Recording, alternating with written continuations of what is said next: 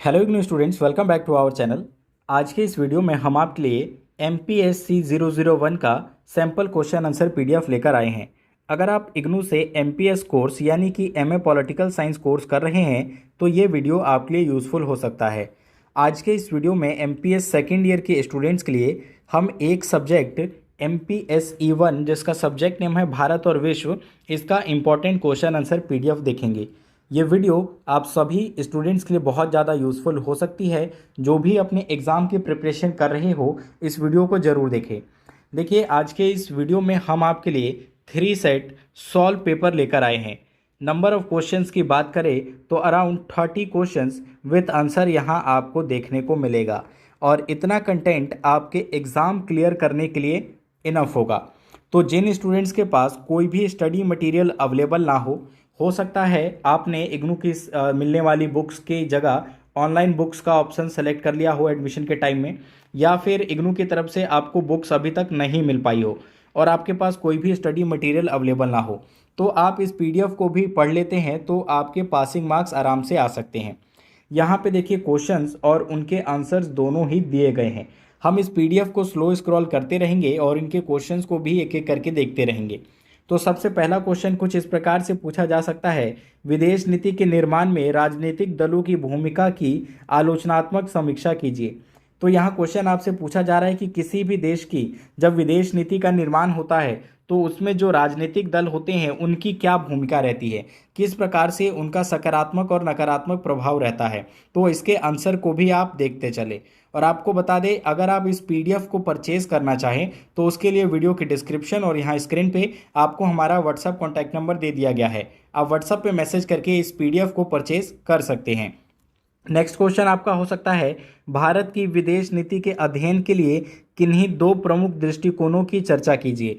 तो यहाँ पे विदेश नीति के अध्ययन के लिए 2 दृष्टिकोणों में हम यथार्थवादी और नव यथार्थवादी उपागम की बात कर सकते हैं। इसके अलावा भी अगर आपको कोई और उपागम की नॉलेज हो या आपने स्टडी किया हो तो उसके बारे में भी आप एग्ज़ाम में लिख सकते हैं। फ्रेंड्स, आपको बता दें, इसका हमारे पास MPS सेकेंड ईयर का इंग्लिश मीडियम में भी sample question answer PDF available है और हिंदी मीडियम और English medium MPS second year के सभी सब्जेक्ट का आपको कंप्लीट प्लेलिस्ट इस वीडियो के डिस्क्रिप्शन में दिया गया है। तो वहां से जाकर आप बाकी सब्जेक्ट के वीडियोस को चेक कर सकते हैं या आप हमारे चैनल पे भी सर्च कर सकते हैं।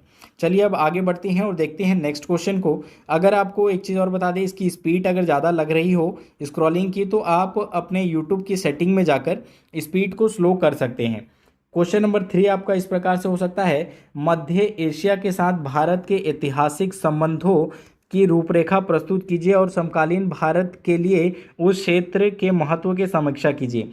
तो मध्य एशिया की जो देश है उनके साथ भारत के किस प्रकार के संबंध है, चाहे हम आर्थिक क्षेत्र में बात करें, राजनीतिक क्षेत्र में बात करें या सामरिक क्षेत्र में बात करें, तो किस प्रकार का उनका संबंध है, कैसे ये देश एक दूसरे को सहयोग करते हैं और अभी के जो टाइम में इनका क्या इंपॉर्टेंस है उसको भी आप एक्सप्लेन करेंगे।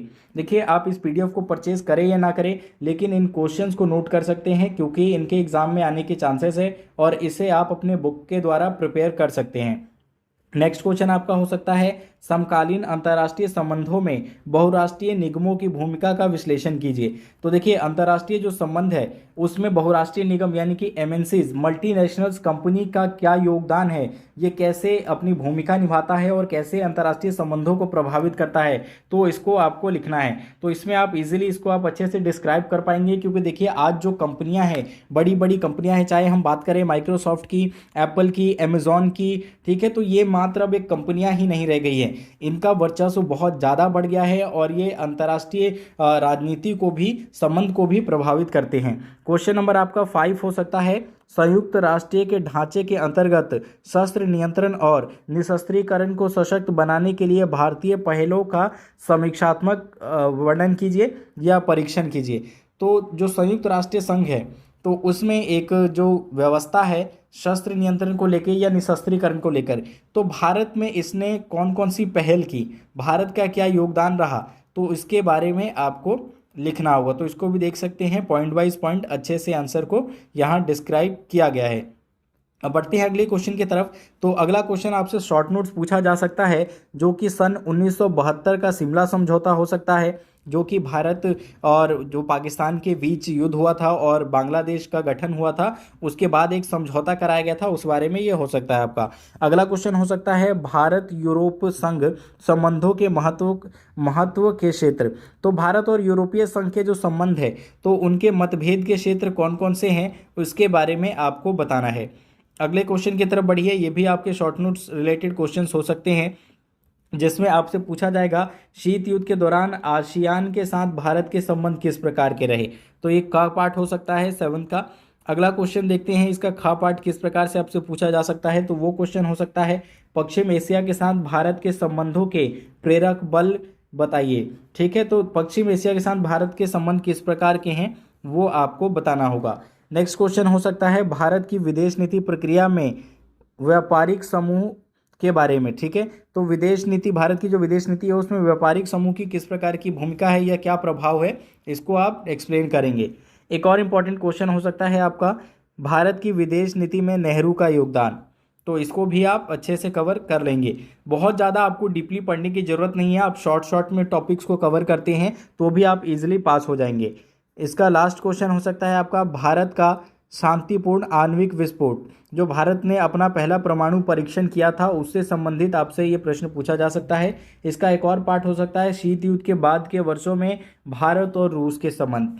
तो इस प्रकार से आपका ये पार्ट 1 समाप्त होता है सैंपल क्वेश्चन आंसर पीडीएफ का। अगर आपको इसका पार्ट 2 और पार्ट 3 भी चाहिए तो वो आप पीडीएफ के रूप में इसे परचेज कर सकते हैं। तो जिन स्टूडेंट्स को ये परचेज करना हो व्हाट्सएप पे मैसेज करें। इस वीडियो में इतना ही। Thanks for watching.